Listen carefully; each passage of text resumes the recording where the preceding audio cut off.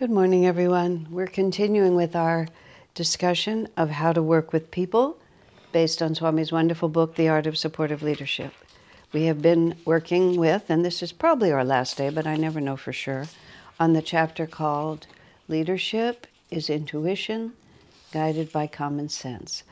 Let's start with a prayer. Heavenly Father, Divine Mother, Friend, beloved God, Jesus Christ, Babaji Krishna, Lahiri Mahashaya, Swami Sri Yukteswar, beloved Master Paramhansa Yogananda, saints of all religions, humbly we bow to you all. Dear Swamiji, help us to absorb your wisdom, your clarity, your joyous attitude toward life. Help us to be creative as you were creative, to take the guidance from our higher selves and manifest it in this world with enthusiasm and joy. We are your children. Guide us and bless us. Om. Peace. Amen. When I met Swami Kriyananda, which was excuse me, the week before Thanksgiving, 1969. He was speaking at Stanford University. I had attended Stanford, but I had dropped out several years earlier, but I was still living in this Palo Alto area where I live now. I know there's a form of astrology, which I don't even know what they call it, but I call it geographic astrology, where they tell you what part of the world you would live in the best. I was born in Texas. When I was 15, we moved to Southern California. When I was 18, I moved to Palo Alto because I came to Stanford University. I lived in Palo Alto, literally just right here, or within a mile of here. Briefly had a brief sojourn in San Francisco, which is where I went to Ananda Village. I lived at Ananda Village for 16 years. I moved back to Palo Alto, and I've been sitting here for the last 30 plus years. I don't know what the geography of this place is, but whatever it is, it seems to be profoundly connected to me, or I to it would be more the way to say it. Anyway, I met Swami Kriyananda here. I met him at the Stanford campus, 10 minutes from where I'm sitting right now. And he was speaking the Beta Chi fraternity, which was actually known rather as the Bohemian Party fraternity at the time. And they had a big tent behind their fraternity house because their parties were too big to hold in their house. And it was 1969, and it was kind of the whole hippie Eastern religion, and somebody thought it would be cool to have a Swami come and talk. So they had him come. It was just an independent one event in the tent behind the fraternity house.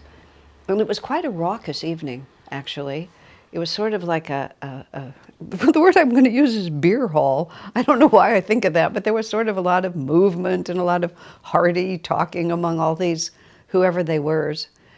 And in the midst of it, there was this little coterie of maybe 6 or 7 people who were Swami's devotees at that point, which included, let's see, let me think for a moment. Yes, they included somebody 2 people that I knew very well, the ones who had suggested to us that we should come and meet Swami Kriyananda. Lakshmi, who still lives at Ananda Village, who's been my friend since, let's see, we would have been 20 when we met.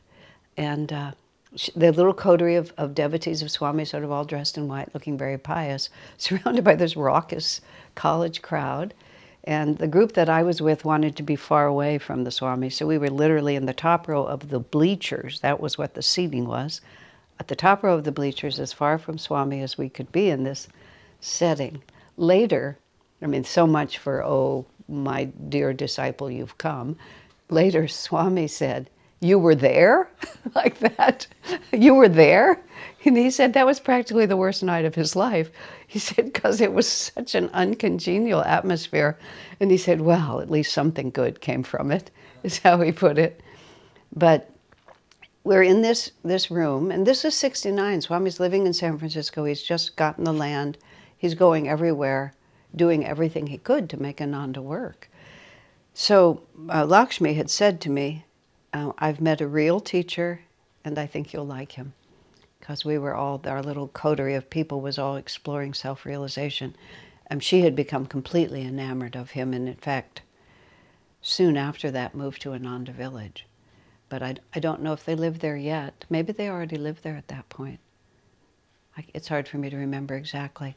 But in any case, Swami walked in the door, or the door or the opening of the tent. I was as far away from him as I could be and still be within the enclosure. And his magnetism just completely knocked me off my seat, except there was no physical movement. And that was when the thought came, he has what I want. And I knew by then what I'd wanted because I'd been studying self-realization. I'd been just trying to understand what to do about this. And it was the first living example I'd seen of the consciousness that I was seeking. My experience of Swami at that time was I had never realized that everybody I knew, because I'm not psychic. I'm intuitive, but I'm not psychic. I don't see realities that everybody else doesn't see. But when I saw Swami, I realized that he looked different than anybody I'd ever seen because his aura had no boundary. There was no boundary to it. And then I realized that everybody else's aura had a boundary because everybody else, including me, I'm identified. I have an ego identity. And as I understood the metaphysics of it later, it's just like this sense of I, this definition of I as connected to this body, connected to all its little pieces, to all my preferences, and just all the zillions of things that most people don't even question. They just take it as the given that this is who I am. And it's a tether, literally like a tether. So our consciousness can expand a certain point, but it's on a string. It just can't go farther because it can't get too far away from all of these self-definitions. And so as a result, depending on how expansive a person is, some people have a bigger aura. If you meet people who really love people and just accept everyone as a brother and sister, such a person will come into the room and their aura will just be much bigger. Working the room is the phrase that I've heard more recently, which is interesting. People will just be like that, but there'll still be an edge to it. Swami walked in. His energy, I was as far away from him as I could be. His energy was just millimeters away from me. His aura completely enveloped me, and all of this was intuitive, but I think all the years since have proved it true. And then his energy just went past me and just went out. There was no end to it. It went right through me and on from there. I made a decision in those 30 seconds that I was going to try to learn from him. I was going to try to understand what it was, who he was, so I could become that. Now, this was a very uncharacteristic decision for me because I was very mind-oriented. Among other things that it showed me is that we don't know who we really are. We just have an habituated idea of who we are, but we ourselves are operating on so many different levels. And there was nothing in my life that prepared me for that moment, except apparently everything prepared me for that moment, because I just took it without question. And I never doubted it, and I never doubted it. Here we are, all this time later. I never doubted it. It was simply true, and I knew it was true. But I hadn't even heard him speak. And I'm being very verbal, and the rest of my life has really shown it. But I was already that way. And then he spoke, and he talked, and I don't remember anything he said. It was very odd. I don't remember anything he said. But when he finished, I said, "This is the most intelligent man I've ever met," which to me was always like Divine Mother kind of patting me on the head and giving me a little extra present. Because even if he hadn't been that way, even if he'd been a silent Swami, because such ones exist, wouldn't have made any difference. I would have still stepped into his wake and stayed there. But the fact that he was so intelligent was so sweet, because it's my hobby too. It's always been a hobby of mine to be this kind of smart. I just like it. It entertains me. And Swami put me in the shade. I was kind of like a trainable puppy. And that was basically what I was in relation to the magnitude of the way his consciousness works. Now, all of this is a long introduction to something that we dealt with yesterday, too, which is common sense is the willingness to learn from experience. And then Swami, and we talked about this, why not say the ability to learn from experience? Because willingness has so many more subtle implications.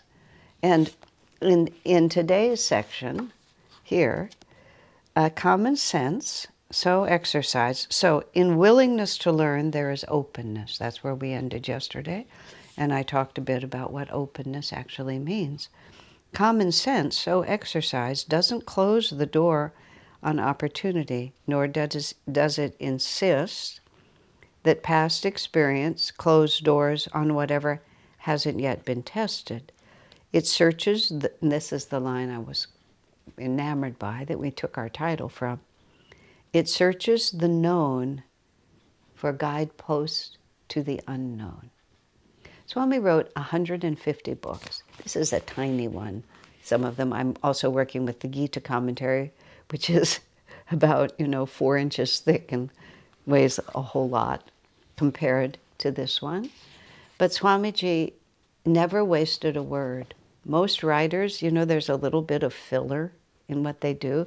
Sometimes it amuses me, and I still do it just because it amuses me. When I teach the Bhagavad Gita commentary class, which I'm on my second or third round through it, I'll read it ahead of time, and I'll take a yellow pen, so that I can mark the things, so that if I have the book in my hand, my eye will quickly go to what's important. Except, of course, it's a completely useless exercise, because by the time I'm finished, it's not quite a solid color yellow, but it's so close to solid that it's just absurd. So I usually have to go back with a different color pen and just hit a word here and there. But I can't find anything that doesn't profoundly contribute. And so in this whole cycle that we're doing, and those of you who may have obtained the book and also be working with the book, the value for me, of course, of having had the same sources for so long.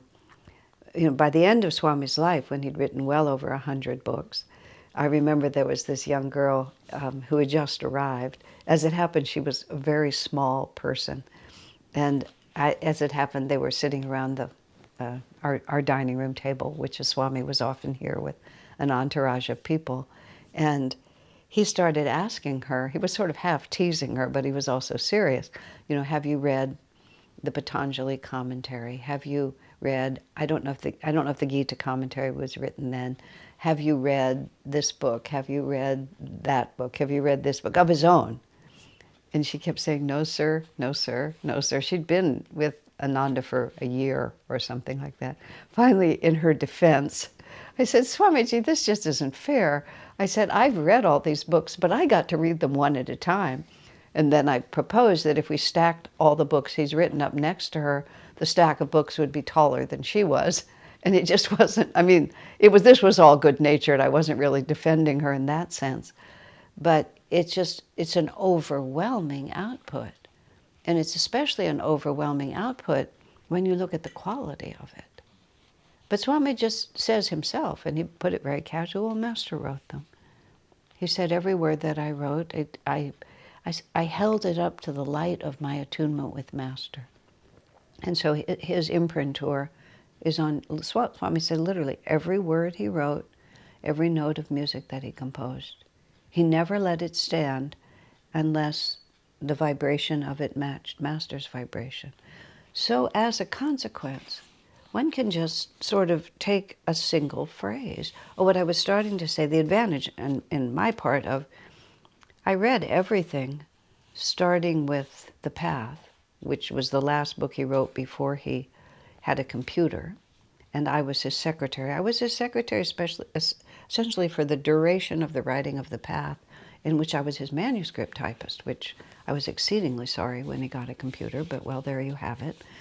It was better for him because it, as he put it, it removed the material barrier to creativity, because you could have the creative thought and you could express it. The physical world was almost no obstacle.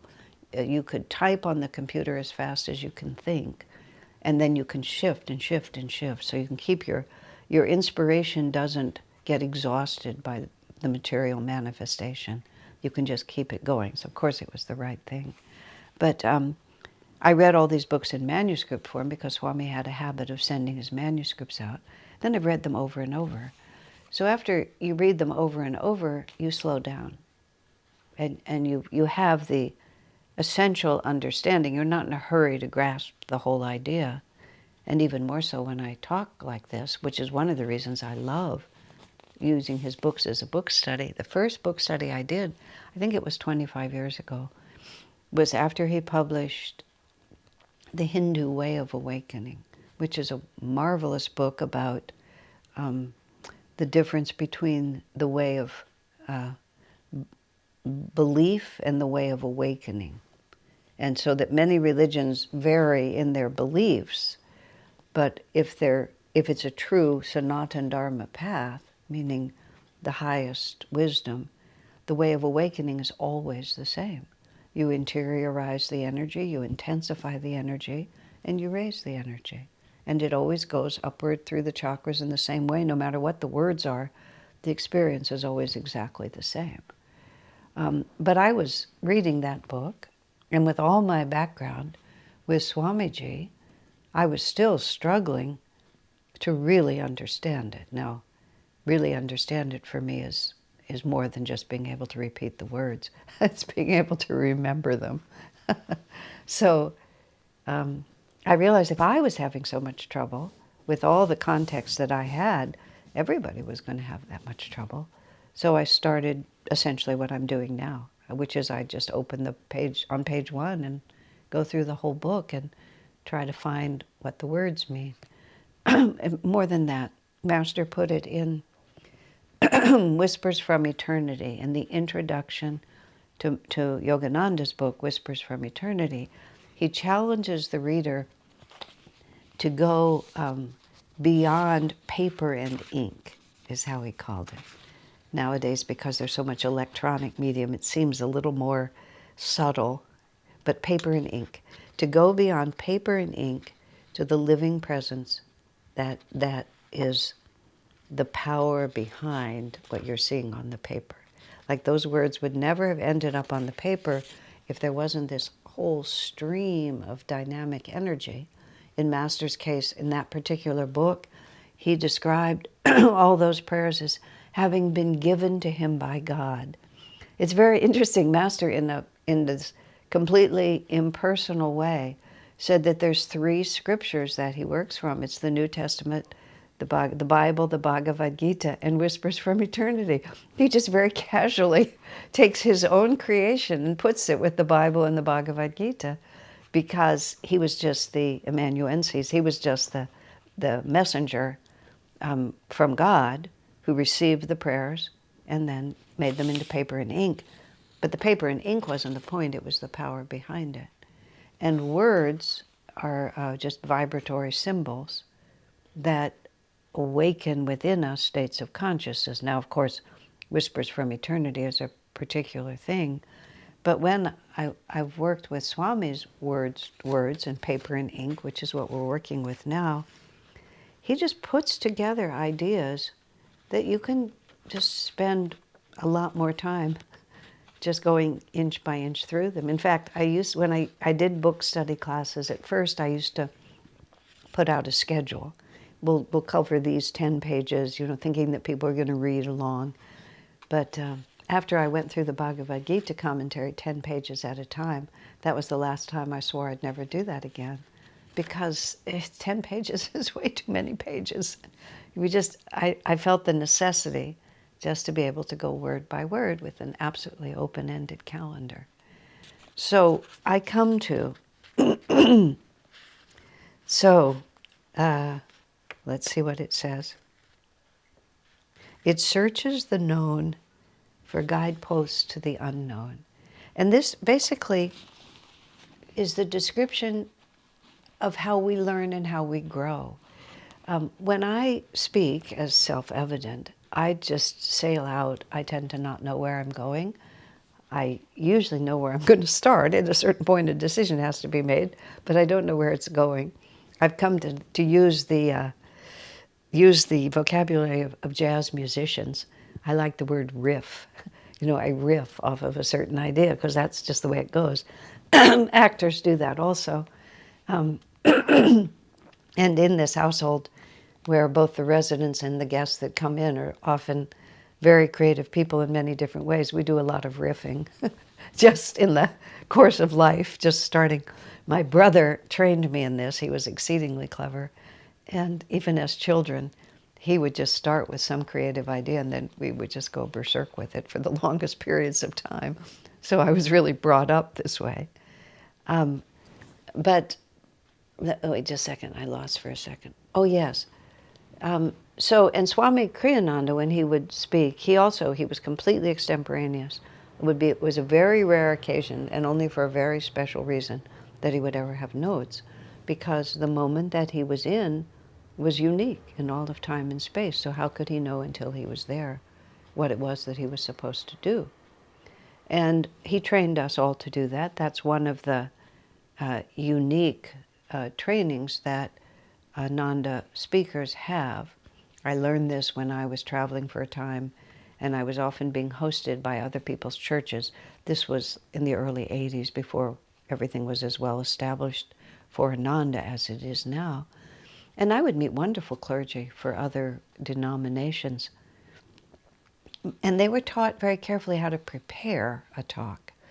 But they were not trained the way we were, which is to receive it in the moment. However, when I was on one of the very first lecture tours that I went on, in the probably very early 80s, I was traveling with Shivani, and Shivani was married to Arjuna, had been for many years at that point. Arjuna was a contractor. During the course of the tour, he was actually building, I think, a temple for some other spiritual group. And Shivani, she and I started out together in the work that we do, and she always had a tremendous interest in healing. And so she had developed this very well thought out curriculum for Master's healing techniques. I didn't have that much of an interest in it, plus she had that area so covered, I worked with other things. And we were on the 6-week tour, and we were alternating teachings in different cities. She had all these healing classes. We were 3 days or a week into the 6-week trip. Her husband calls up. He's just gotten himself in trouble on this job. She was his financial partner. I mean, she kept the finances of his work together.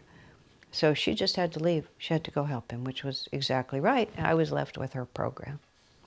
So I could cancel it. I could change the subjects, but that seemed unwise. She left me her notes, which I found completely incomprehensible. They were just words on paper. I couldn't make any sense out of them. They were perfectly logical, but I just couldn't grasp it. So I had to go before an audience, small audience, it's not a big venue, but with this little bit of knowledge that I had. And I was already a completely extemporaneous speaker at that point. Wait, is that true? Not quite, but more. So I'm standing here and I have to give this class on Master's healing techniques, which I get the basic drift. And I learned the difference between pure intuition. I learned how intuition works. Because some people think that intuition is a shortcut. Oh, I'll just be intuitive. They don't study, they don't think it through, they don't make notes, they don't have multiple sources, they don't discuss the point, they'll just be intuitive, right? But intuition is drawn from the totality of our awareness. It's not like we have no context for it. And so I was up there talking about healing. It was very interesting because I would be talking about healing and I could feel, and I was very aware of it where I was less aware of it when I was on my own turf, so to speak, subject-wise. I could feel, I would start a subject and I'm pointing because literally that's how it happened to me. This person over here would want to know more about it. And just kind of in a lightning interplay inside me, I would have to say, I'm sorry, I don't know any more about it. I've told you everything I know. So then I would just have to follow what I had predetermined because I didn't have enough background to be able to roll with what they wanted. Now, maybe if I'd had a higher state of realization, I could have learned it in the moment, but it was presumptuous. I just couldn't go there. I couldn't just riff out on that subject because I didn't know it. So when Swami writes, you look in the known for guideposts to the unknown. And so what I've figured out, because my particular arena is exactly what you see me doing now. Whether you think I'm good at it or not is a different issue, but you probably would have shut off this video by now if you didn't find something useful, so let's assume there's something useful. That what I have learned to do, because I read, I study, I talk, I think, I reflect, I meditate on these teachings all the time. So when people say, how do you prepare for a class? And if I say I don't prepare, that's actually not true. I actually prepare all the time because I'm constantly trying to see everything in the context of these teachings so that when I'm in a situation and somebody over there wants to know something, I might not actually know it before, but I can take what I can watch the known and it guides me into the unknown. That because all of this is true, then what do you know? This is probably also true. And Swami himself put it this way. He said sometimes, well, he's way beyond where I am, absolutely. He said sometimes he could say, in the middle of a lecture, now here is the important point. And he said, most of the time, he didn't know what the point was. He could just tell that an important point was coming, like that. So he was so familiar with the known, and he was used to taking what he knew and then expanding it into something he was just learning. And sometimes he said, he would say something and he would think, wow, that's great. I wished I'd thought of that. And many times I've seen that, but I can always see that what was new to me in the moment was just a new perspective, a new arrangement, or the obvious next step that I'm just taking from here to here. And all of this has a lot to do with how we regard the present. Do we, when we're in the present, do we just grasp it and hold it and say, this is the way things are?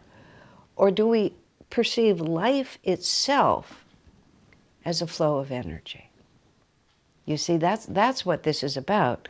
If the energy is flowing like this, then it's naturally going to flow in this direction. But if we think of it as this is a point of arrival, which the dam closes and this is where we are, then everything else is unknown. But if even the present, and the past for that matter, is just a flow of energy, and we're comfortable in that flow, then intuition, common sense, all comes together, and we can just see where we're going. Even if we've never been there before, you develop this absolute certainty that this is the path, this is the method, and we're sure to arrive. God bless you, my friends.